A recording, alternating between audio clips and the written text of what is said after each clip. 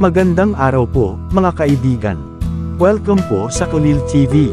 Atin pong tunghayan ang aking kwento na pinamagatang Married to the Stranger Billionaire.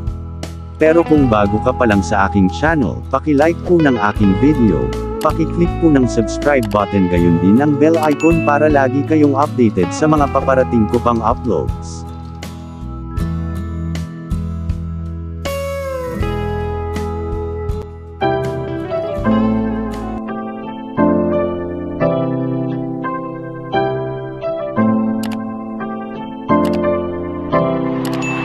Kulil TV.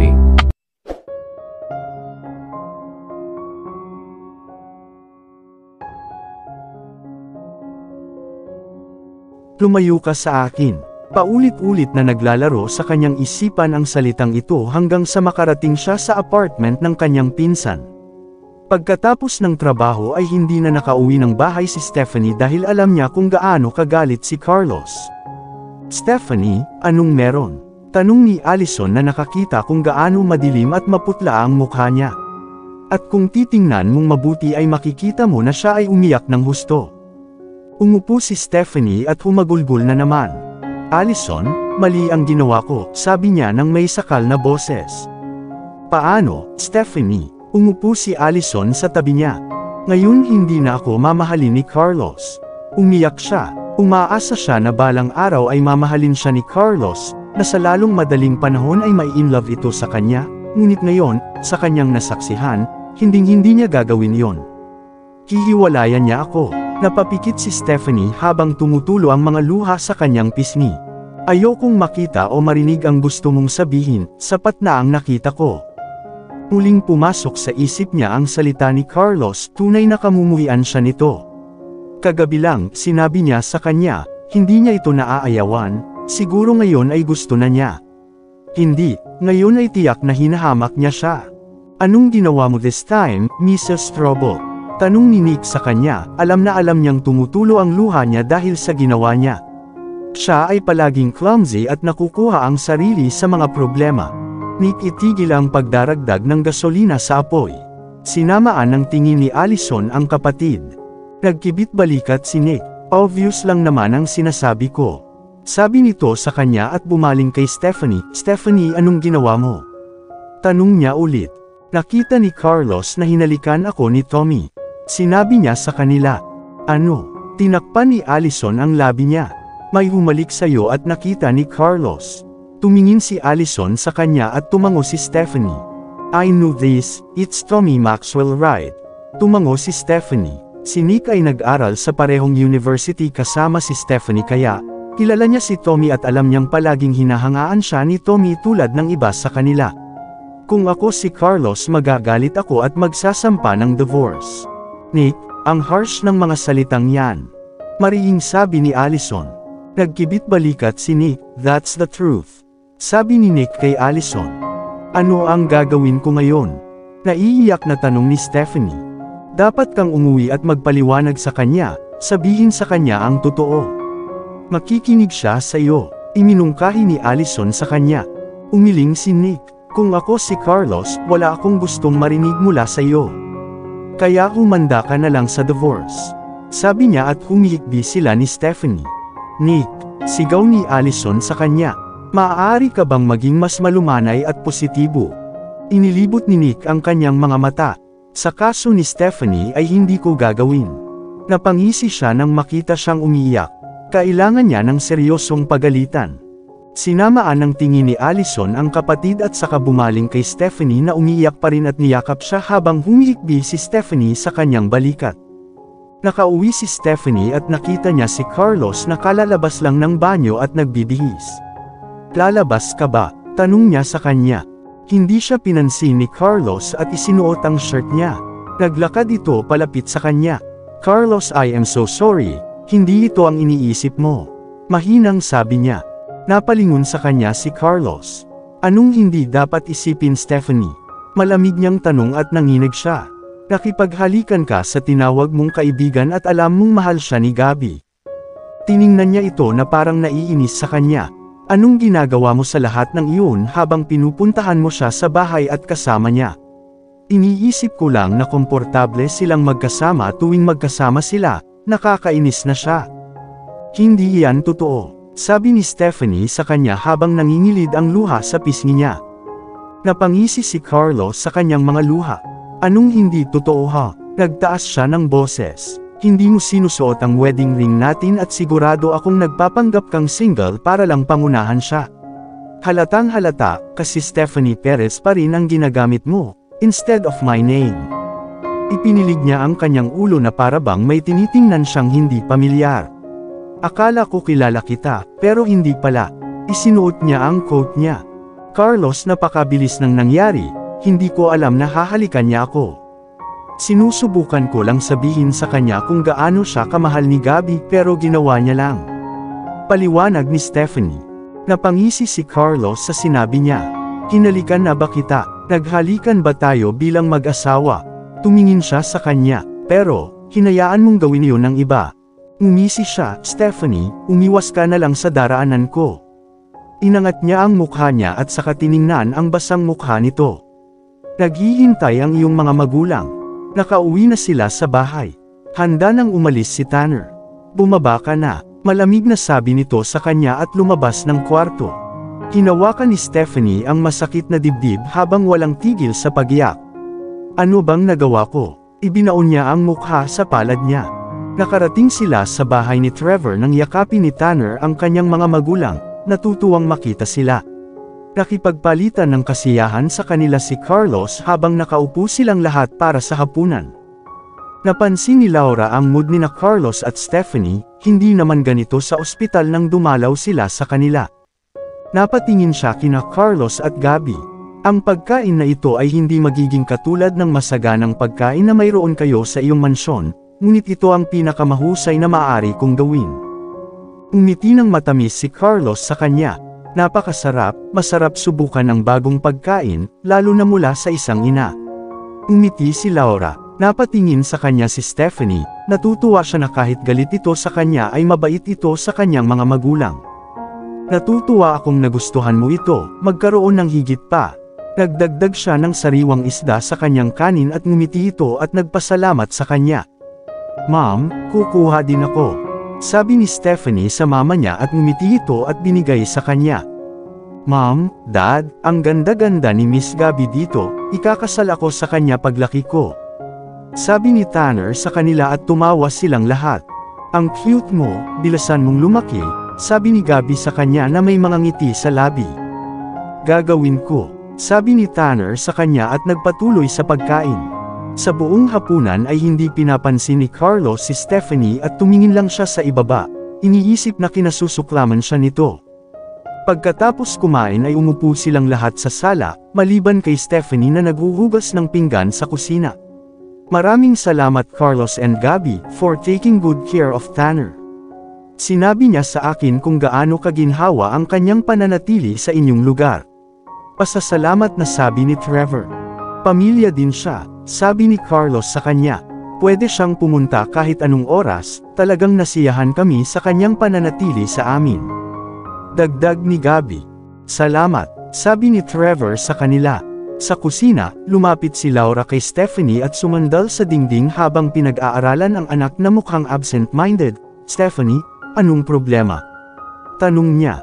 Ha? Napatingin si Stephanie sa kanyang ina. Ngayon ay alam niyang malapit ito sa kanya. Hindi ikaw ang iyong karaniwang sarili ngayon, nag-away ba kayo ni Carlos? Tanong niya, sinabi sa kanya ng kanyang motherly instinct na may mali talaga. May problema ba? Pilit nang umiti si Stephanie. Wala po mami, siya ay nagsinungaling. Ayos naman kami.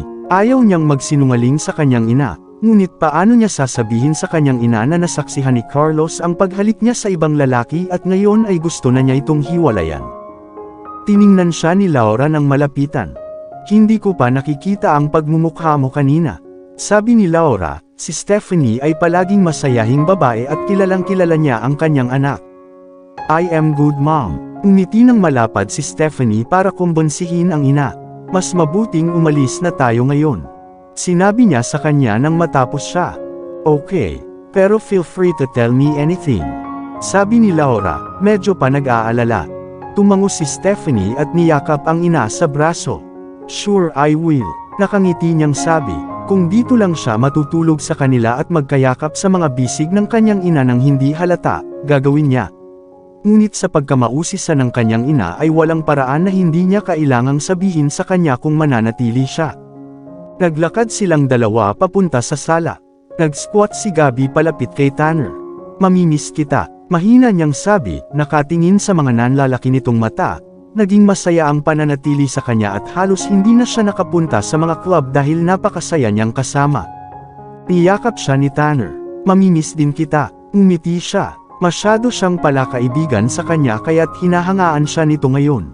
Nakangiting tumingin sa kanila si Stephanie, hindi niya alam na magiging ganito ka-adorable ang kapatid niya. "Huwag mong kalimutan, kung gusto mong pumunta sabihin mo lang sa akin.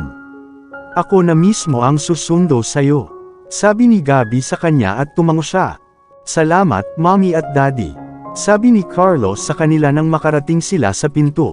"Aalis kami ngayon." Niyakap ni Stephanie ang kanyang mommy at daddy bago lumabas ng bahay kasama sina Carlos at Gabby. Sumakay si Gabby sa kanyang sasakyan at umalis, habang sina Carlos at Stephanie ay sumakay sa kanyang sasakyan habang si Sean ang nagmaneho sa kanila. Umikit si Carlos at sumandal sa upuan. Alam ni Stephanie na iiwasan siya nito kaya tahimik lang siyang tumingin sa labas ng bintana habang nagmamaneho sila pauwi.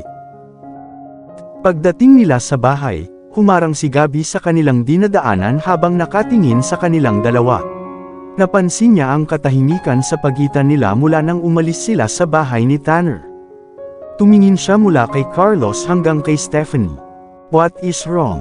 Napansin ko na pareho kayong tahimik at hindi pangkaraniwan. Lalo na't hindi sila umaarte sa usual drama nila." "Okay na ang lahat," sabi ni Carlos sa kanya at napatingin si Stephanie sa kanya. Akala niya sasabihin niya sa kapatid niya kung paano niya hinalikan ang lalaking mahal niya pero hindi. "Pero iba ang sinasabi ng mood mo," pagdududang sabi ni Gabby. Napabuntong hininga si Carlos. "Gabby please, pagod ako ngayon. Ito ay isang mahabang araw." Tiningnan niya si Stephanie ng malamig na tingin at umalis na sa kwarto niya. Pinagmasdan siya nina Gabby at Stephanie tapos humarap si Gabby kay Stephanie para sa mga sagot. Napatingin si Stephanie sa kanya, alam niyang hindi niya masasabi kay Gabby ang nangyari kaya nagdahilan siya. "I better head up too. Good night," sabi niya kay Gabby at umakyat na. Pinagdikit ni Gabby ang mga labi, alam niyang siguradong may mali. Ang lamig ng hangin sa pagitan nila, mas malamig kaysa sa araw na una niyang nakita si Carlos kasama si Stephanie. Ngunit ang kailangan lang niyang gawin ay iwanan ang kanyang pagkamausisa. Sila ay mag-asawa. Ang mga mag-asawa ay may pagtatalo, sila ay darating. Nagring ang phone niya at kinuha niya ito sa bag niya, pagkakita sa tumatawag ay agad niyang sinagot ang tawag. "Hello Tommy." Matagal na siyang hindi nakakausap at nagulat siya na tumawag ito. Sinabi na ba sa kanya ni Stephanie? "Gabby pwede ba tayong magkita?" sabi ni Tommy sa kabilang linya. Umiti si Gabby, dapat talagang nangyayari ito. "Sige. I-text mo sa akin ang address," sinabi niya sa kanya at pumasok upang magpalit ng isang magandang damit. Kailangan niyang magmukhang maganda para makita siya, nakangiti pa rin siya habang naglalagay ng makeup at pabango. Sa kwarto ni Carlos tapos na siyang maligo at humiga sa kanyang kama para matulog, naligo si Stephanie at lumapit sa kama para samahan siya. "Dapat kang bumalik sa iyong sofa." Walang pakialam na sabi nito sa kanya nang hindi tumitingin sa kanya. "Ayoko nang makihati ka sa kama ko." Nabasa ang mga mata ni Stephanie.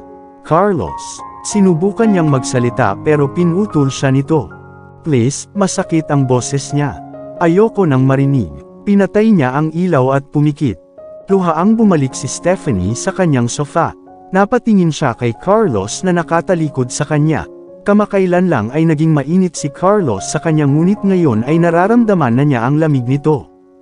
Dahil sa kanya ang lahat kung nakinig lang sana siya, kung hindi niya pinangunahan si Tommy, kung sinuot niya ang singsing niya at sinabihan si Tommy na kasal na siya, hindi mangyayari ang lahat ng ito. Itinaas niya ang kanyang mga tuhod at ibinaon ang kanyang mukha sa kanyang mga braso. Tama si Nick, she have to prepare, she have to brace herself for a divorce. Tahimik siyang humihikbi hanggang sa manhid ang kanyang katawan.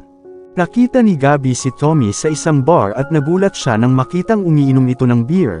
Ito ang unang pagkakataon na nakita niya itong uminom ng beer mula nang makilala niya ito. Umupo siya sa tabi niya at kinuha ang beer sa mga kamay niya. "Tumigil ka, Tommy," sabi niya sa kanya. Alam niya kapag may umiinom para masaya at kapag may umiinom kapag nasasaktan. At sa ngayon alam niyang umiinom siya dahil nasaktan siya. Tumingala si Tommy sa kanya at halata niya sa mukha nito na wasted siya. Nandito na si Gabby, kasing nasabi nito at niyakap siya. "Tommy, hawakan mo ang sarili mo," sinabi niya sa kanya at hinila siya palayo sa kanya. Gusto niyang yakapin siya nito ngunit, hindi kapag nasa ganitong estado siya. Inalalayan ni Tommy ang kanyang baba gamit ang kanyang mga kamay at tiningnan siya ng malapitan. "Totoong mahal mo ako," sinabi niya sa akin na gusto mo, mahinang sabi ni Tommy. Ilang beses ko siyang tinawagan, pero hindi niya pinapakita o sinasagot ang mga tawag ko. Tinawagan niya si Stephanie at tinext pa nga siya pero hindi niya pinansin ang mga tawag nito. "Pero, tinawagan kita minsan at nandito ka sa harapan ko." Husky ang boses niya at kitang-kita ni Gabby ang sakit sa mga mata niya. Oo, nasaktan siya sa mga sinabi nito. Alam niya kung sino ang mahal nito. Alam niyang hindi siya iyon, pero si Stephanie, gusto pa rin niyang malaman kung bakit siya ganito kalungkot. "Tommy, anong problema? Nawala ang aking first love forever." Ungol ni Tommy habang nakatingin sa kanya si Gabby. Kitang-kita niya ang luha sa mga mata nito, naghihintay na tumulo sa pisngi nito. "She is married." Nanginginig ang mga labi niya. "Gabby, hindi ko alam. I was too late." Nangilid ang mga luha sa kanyang mga mata. Nakaramdam si Gabby ng mga tinik sa kanyang puso, ang lalaking mahal niya ay umiiyak para sa ibang babae. Siya ay lasing dahil sa iba at dito niya sinasabi sa kanya. Alam niyang mahal siya nito, ngunit kinukwento niya rito ang tungkol sa kanyang first love na nagkataon na asawa ng kanyang kapatid. Gusto niyang sigawan itong tumigil sa pag-iyak, gusto niyang maging masaya na hindi niya makakasama ang first love niya. Pero nasasaktan ang lalaking mahal niya kaya, nasasaktan din siya. Sa ngayon ang gusto lang niyang gawin ay yakapin siya at i-comfort, gusto niyang sabihin dito na nandito siya para sa kanya. "I never knew she was married to your brother," ang tagapagmana ng Glamoury Estate.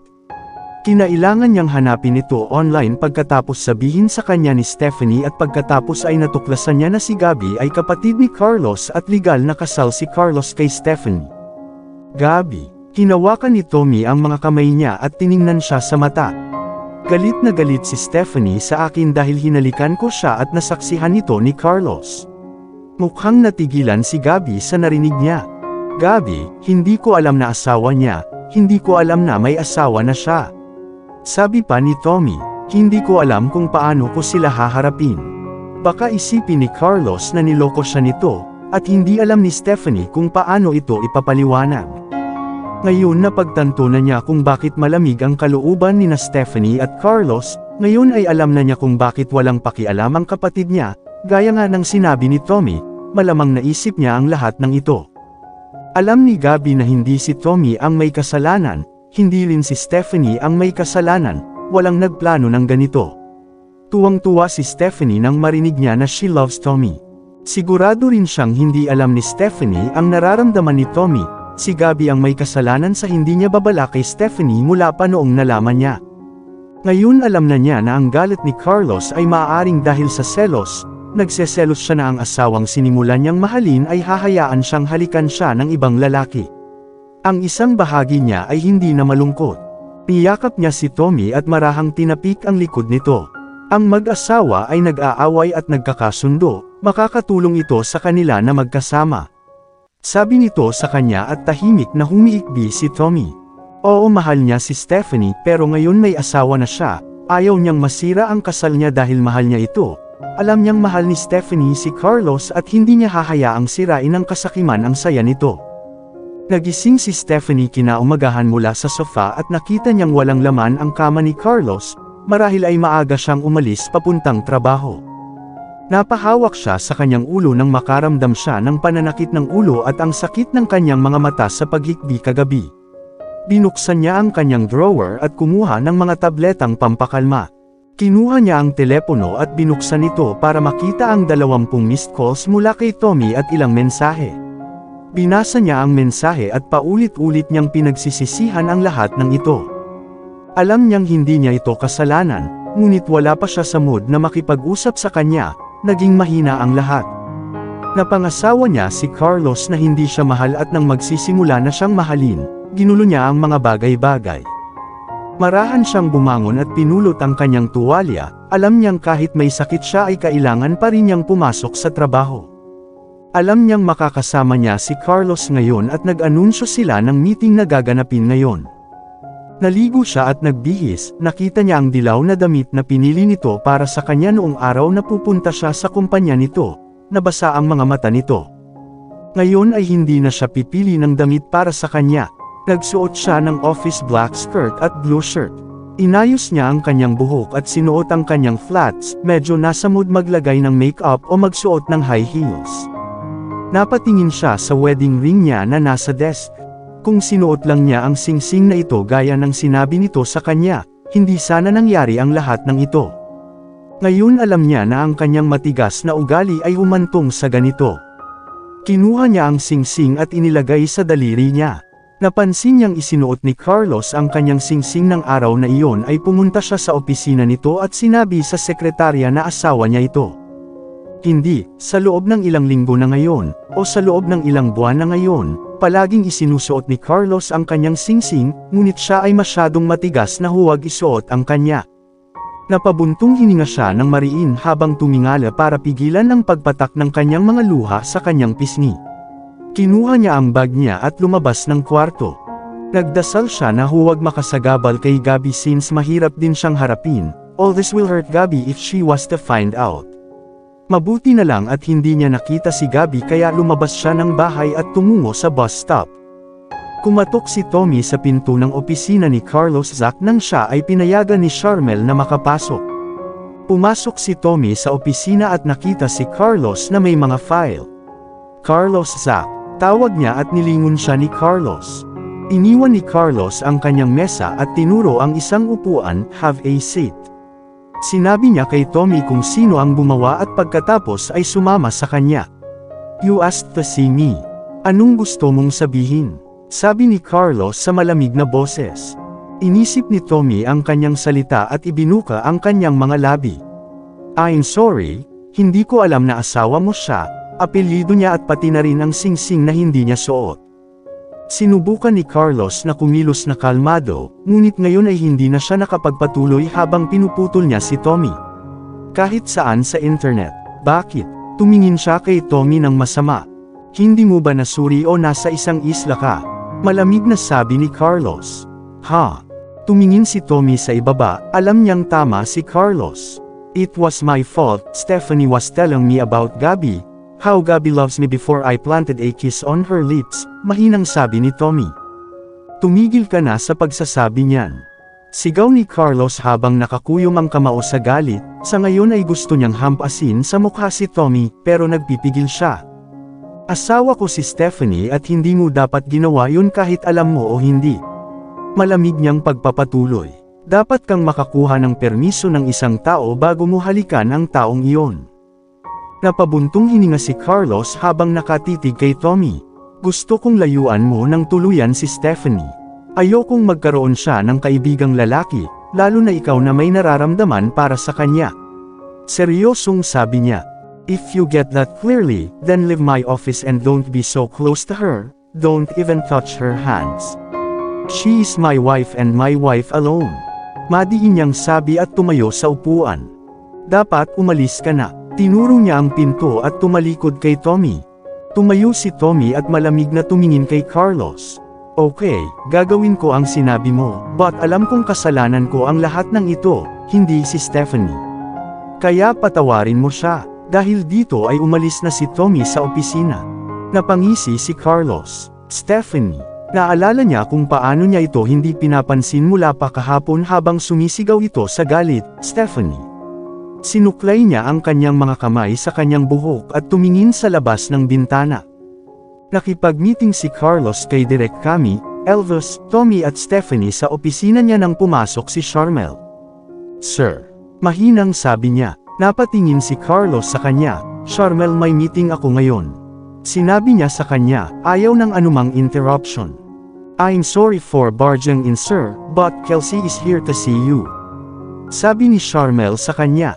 Nang marinig ang pangalan ni Kelsey, napatingin si Stephanie kay Carlos na buong araw na umiiwas sa kanya. Napansin din niyang hindi nito suot ang singsing ngayon. Kelsey, nagtaas ng kilay si Carlos. Sabihin mo sasamahan ko siya, malapit na. Sige sir, sabi ni Charmel sa kanya at umalis na.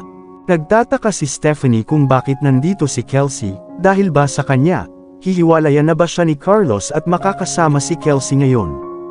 Hindi mapanatag ang puso niya habang malungkot na nakatingin kay Carlos. Tumingon si Carlos sa iba. Tatapusin natin ang mga bagay-bagay ngayon. Mahusay ang ginawa ni Elvis upang maging maayos ang proyektong ito. Sinabi niya sa kanya. Sige sir, sagot ni Elvis. Director Kami, I trust you will also cooperate with them, sabi ni Carlos kay Kami. Iyan ang trabaho ko. Umiti si Direk Kami. Okay, dismissed. Tumayo siya at pinindot ang extension button. Pinapasok niya ngayon si Charmel. Napatingin sa kanya si Stephanie habang pinupulot ang mga gamit niya para umalis. Hindi pa siya nito nasusulyapan buong araw. Paglabas nila ng opisina, pumasok si Kelsey at tumingin kay Stephanie. Nakasuot siya ng napakagandang damit at napakaganda nito na nagpabilis ng tibok ng puso ni Stephanie.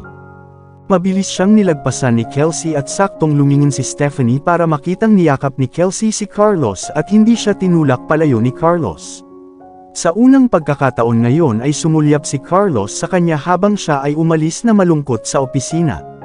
Oo, halata na ngayon na siya ang tumawag sa kanyang kasintahan, sila ay magsasama at siya ay sisipain. Paglabas ni Stephanie sa opisina ay tinulak ni Carlos si Kelsey palayo sa kanya. Anong ginagawa mo ngayon? Malamig niyang tanong na nakakunot ang noo. Niyakap kita, simpleng sabi niya, hindi ka makapaniwala, pang-iinis niya. Kelsey, paano mo maipapakita sa akin ang sarili mo pagkatapos ng nangyari? Tanong niya habang nakalagay ang mga kamay sa bulsa niya, ang nakikita niya lang ay nagagalit na siya. Hanggang ngayon ay hindi pa rin niya nakakalimutan ang mga salitang narinig niya sa kanyang kumpanya at kung paano siya nagpakita ng pagpapanggap sa ospital. I'm sorry Carlos, sincere na sabi ni Kelsey. Pinag-isipan niya ang lahat, alam niyang mali siya sa maraming paraan, nasaktan niya ito at labis siyang nagsisi. No, sorry, hindi na maibabalik yung pagmamahal ko sa'yo. Nang marinig niyang sinabi niya ito sa past tense, alam niyang inalis na siya nito sa mga alaala niya. Tumingin si Carlos sa kanya ng seryoso. Ako ay isang lalaking may asawa na Kelsey, at mahal ko ang aking asawang si Stephanie. Malinaw niyang sinabi sa kanya. Napangiti si Kelsey sa narinig. Alam ko, kaya ako nandito para humingi ng tawad at ipaubaya ka sa asawa mo. Napatingin si Carlos sa kanya habang lumalambot ang ekspresyon nito.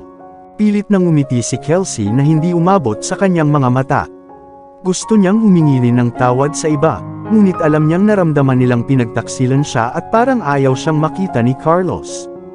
Nandito siya dahil sa kanya ang dami niyang nagawang mali. Babalik ako sa States para ipagpatuloy ang negosyo ko doon at magsimula ng bagong buhay. Napatingin sa kanya si Carlos saglit tapos naging cold na naman yung ekspresyon niya. It's all good. Umalis ka na, sabi nito sa kanya at lumingon sa desk niya. Sigurado akong iniisip pa rin ni Stephanie na mahal mo ako, sabi ni Kelsey at napatingin si Carlos sa kanya. Napansin ko ang pagmumukha niya nang pumasok ako. Umiti si Kelsey, hindi mo pa sinasabi sa kanya. Wala kang pakialam, sabi nito sa kanya at lumingon ulit. Napangiti si Kelsey habang nakatingin sa likod niya. Nagseselos ako sa kanya Carlos. Napatingin ulit si Carlos sa kanya, rinig na rinig niya ang sinseridad ng boses nito. Mayroon siyang gwapo, mayaman, mabait at lovely husband na nagmamahal sa kanya. Nagpatuloy siya, tumingin siya sa mga mata ni Carlos. I'm really sorry sa lahat ng nagawa ko. Nakikita ni Carlos ang inosenteng kaluluwa na minsan niyang minahal habang nakatingin sa kanya. Hindi niya alam kung paano siya nagbago at nagawa ang lahat ng mga bagay na iyon, ngunit alam niya sa isang lugar doon, ang malambot na kaluluwang iyon ay nasa kanya. Magkaroon ng magandang buhay sa States. Mahinang sabi niya, gayon din, maging mas mabuting tao. Salamat, umiti si Kelsey. Ngayon ay napagtanto niya na walang makakagawa sa kanya at ni Carlos na maging sila noon. Gayunpaman, natutuwa siyang mapapatawad siya nito balang araw. Si Stephanie ay pumupunta sa lobby patungo sa opisina ni Carlos, nagtataka kung bakit ang tagal ni Kelsey doon. Maaaring ito ay, napatingin siya sa entrance. Hindi kaya hiwalayan na talaga siya nito at mapupunta kay Kelsey. Hindi mapakali ang puso niya ngayon, nasaksihan niya si Kelsey na yumakap sa kanya ng buong pagmamahal ngunit hindi niya ito itinulak palayo at nanatili sila doon ng matagal. Ano kayang ginagawa nila? Iniisip niya na naghahalikan sila sa isa't isa, ngunit inalis niya ang pag-iisip. Ano kaya ang masasabi nila? Nagpaplano ba sila ng divorce? Ang lahat ng mga tanong na ito ay paulit-ulit sa kanyang isip at pagkatapos ay isang kamay ang humawak sa kanyang mga balikat habang siya ay pumipikit at lumingon lamang upang makita si Tommy doon. Tommy, Stephanie, anong ginagawa mo dito? Tanong niya sa kanya. Pabayaan mo akong mag-isa, sabi niya sa kanya. Siya ay umiiwas mula ngayon at gusto niyang magpatuloy sa ngayon. I'm sorry Stephanie, I really am, sabi nito sa kanya at tumingin nito sa kanya. Ang Tommy na kilala niya ay palaging tapat at hindi niya kayang manatiling galit sa kanya. Hindi mo kasalanan Tommy, ito ay akin dahil hindi ko sinabing kasal na ako. Muli siyang napatingin sa entrance ng opisina ni Carlos. Natatakot akong iwan ako ni Carlos ngayon dahil hindi niya ako mahal at mahal na mahal ko siya. Naguguluhan si Tommy, iwan ka, hindi ka mahal, tanong niya at tumango si Stephanie. Kapag kinausap niya si Carlos ay mukhang hindi niya gagawin yon.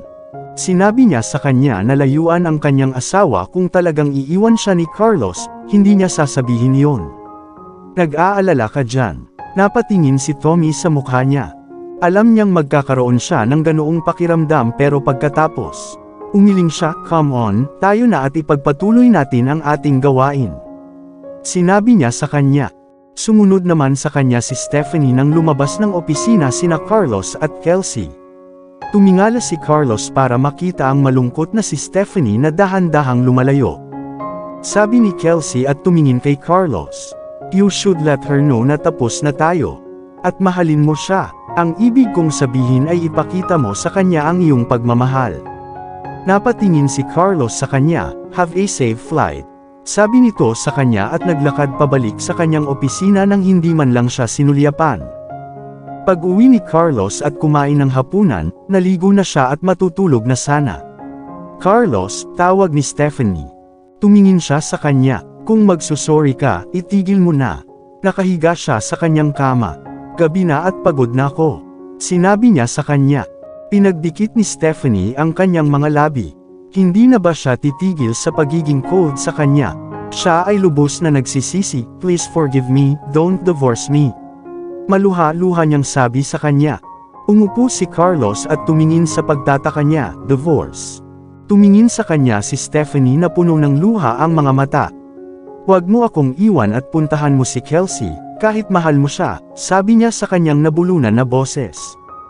Pinagsama-sama ni Carlos ang puzzle at tumingin sa kanya. Sandali lang. Akala mo hihiwalayan kita kasi, hinalikan ka ni Tommy at pumunta kay Kelsey.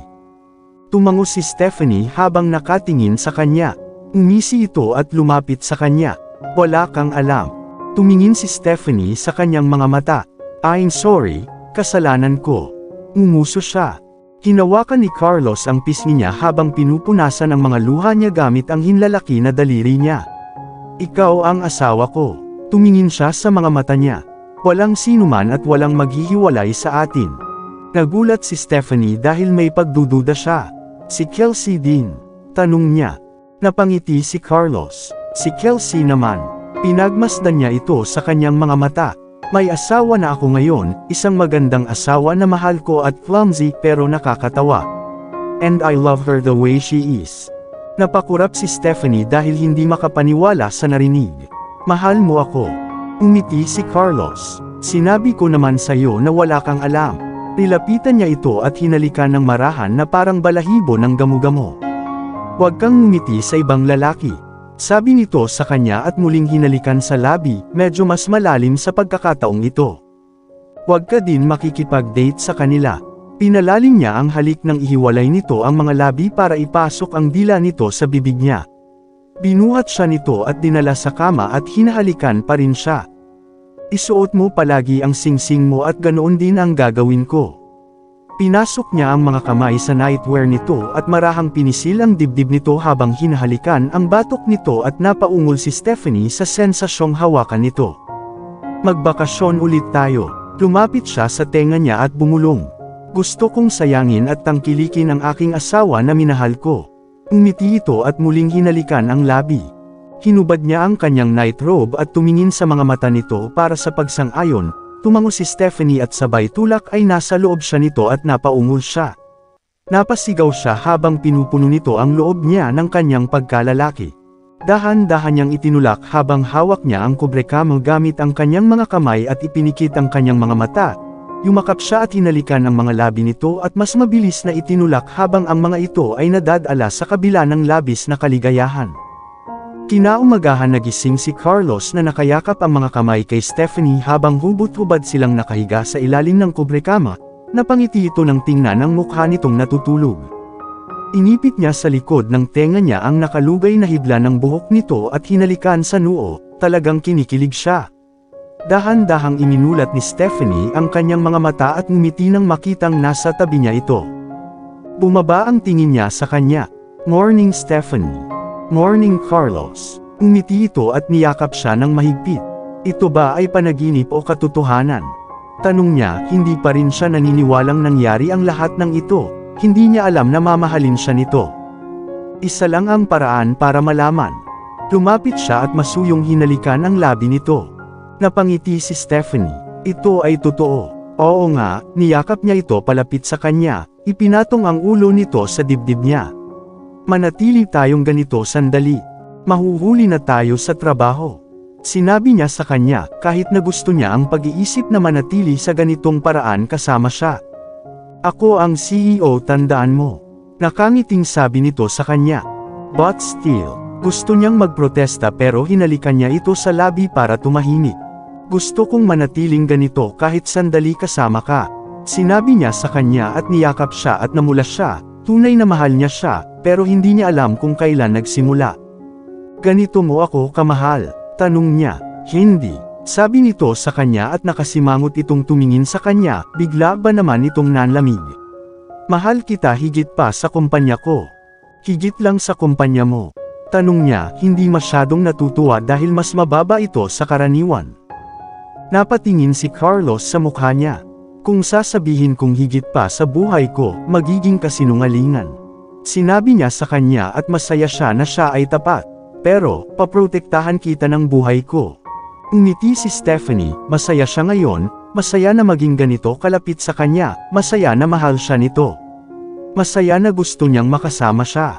Pero kailangan pa rin niyang pumasok sa trabaho. "Kailangan kong maligo."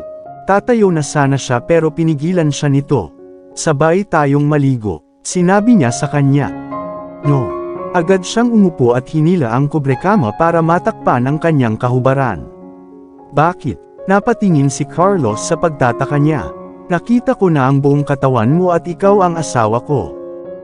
Ayokong maligo kasama ka," sabi nito sa kanya at umalis sa kama na nakatakip pa rin sa katawan ng kubrekama. Marami siyang naiisip sa bathtub at ayaw niyang makita niya itong namumula mag-isa sa salamin. First time niyang makipagtalik at sa asawang nagmamahal sa kanya, sobrang saya niya. Alam niyang may sasabihin ito para tumigil siya. "I don't love you again," sabi niya at nagmamadaling pumasok sa banyo bago pa siya makabangon sa kama. "Ano? Hindi mo ako mahal?" tanong niya habang nakatingin sa kanya. Siya ay isinilip ang ulo sa labas ng banyo at inilabas ang dila sa kanya bago ay lock ang pinto ng banyo. "Ano ngayon?" Napangiti si Carlos sa kanyang pagiging bata. Tumingin siya sa kama at napansin niya ang mantsa ng dugo. Umiti siya, siya ang unang kumuha sa kanya. Hindi lang siya kaibig-ibig, siya ay nakalaan, tiyak na mamahalin siya nito sa buong buhay niya. Napangiti siya sa sarili habang nakaupo sa sofa. At dito na po, nagtatapos ang part 25 ng ating kwento. Sabay-sabay po nating abangan ang susunod na kabanata. Paki-support rin po ng mga kwentong pag-ibig ni Lucas Khalil TV, ang aming munting channel. Maraming salamat po. God bless and stay safe. Shout out po sa ating mga kaibigan na sina Zenaida Porter of Australia, Nora Abdul Qadir of Bahrain, Harna Baduli, Marian Sushon of California, Jacqueline Pascual, Taylon 21 of Hong Kong, Nitz Reyes of Kuwait, Rosalie Sison and husband Edgardo Sison of Angeles, Pampanga, Rex Roy, Blessy Abetria, Vladimir Casimo, Tuisita de la Cruz of Saudi Arabia, Marizel Varona, Femalig Onlina, Nenita Osada of Japan, Rosalina Vera, Jennifer Bilo, Tin Yu2, Rona Villalos, Vioneka Sagde of Kuwait, Karen May Plato of Hong Kong, Darwina Basil, Jomelan Angelical, Juliet Kaday, Hilda Brina, Arceli Alvaro, Christine Cotivo, Ruth Barlaan of Hong Kong, Cristina Kinashita, Gemma Valmonte, Joni Marquez, Josephine Bautista, Alma Shaano Padsuyan of Hong Kong, Rhonda Carion, Maria Felisa Petron, Coco Alcos, Olivia Dupagan, Theodosia Alvin Buena of America, Soledad Talago of Hong Kong, Naranjo Luz of Hong Kong, Sarsi Mamalangkay of Kuwait, Josephine Noblesa of Hong Kong, Estela Granados, Sholago 70 of Roma, Italy, Irene Philip of Benguet, Tapino Maris, Abun Shoji of Japan, Leonora Laban, Julia Lucero, Thea Williams of New Jersey, USA, Evelyn Lataquin Pidulia, Gloria Abihiro of Dublin, Ireland, Avelina Santos, Amy Sexton of Virginia Beach, USA, Delia Obero of Davao City, Teresa Villanueva of Canada, Marilu Antipuesto, Fedoson of Florida, USA, Miss Apple Channel, Solimia Bermel, Malteso Limestone, Connie Maximo, Leilani Padre, Juliet Tamayo, Rosalie Suryo, Sympathy Scare, Mayu Clemente, Pinky Hayagan of UAE, Gemma Cubilia Geraldo, Alma S. Torres, Suzette Oikawa, Simpatica of Singapore, Rhea Miro of Taif, Saudi Arabia, Teresita Arevalo of Victoria, Tarlac, Rolando C. Tiong, Maria Sholane C. Tiong, Flor Balbuena, Michael Pastrana, Rowena Toda, Cecilia Corrales, Mai Canillo of Tabuk, Saudi Arabia, Putri Bungso of Saudi Arabia, Maria Luz Bahandi Dres, Nitz Reyes, Lorete P. Escobal, Jocelyn Aligado, Virginia Perez, Einer Genzo, Annabella Pathy, Enday Lebra of Athens, Greece, Bless Ilda Flores, Mother Lab of Hong Kong, Malu Pineda, Daye Darimbang, Janice De Leon Taste, Cedric Macabinlar Volmoria, Luz Tua of Israel, Sunida Abo, Wilma Estrada. Maraming salamat po sa suporta at ingat po lagi tayong lahat. God bless.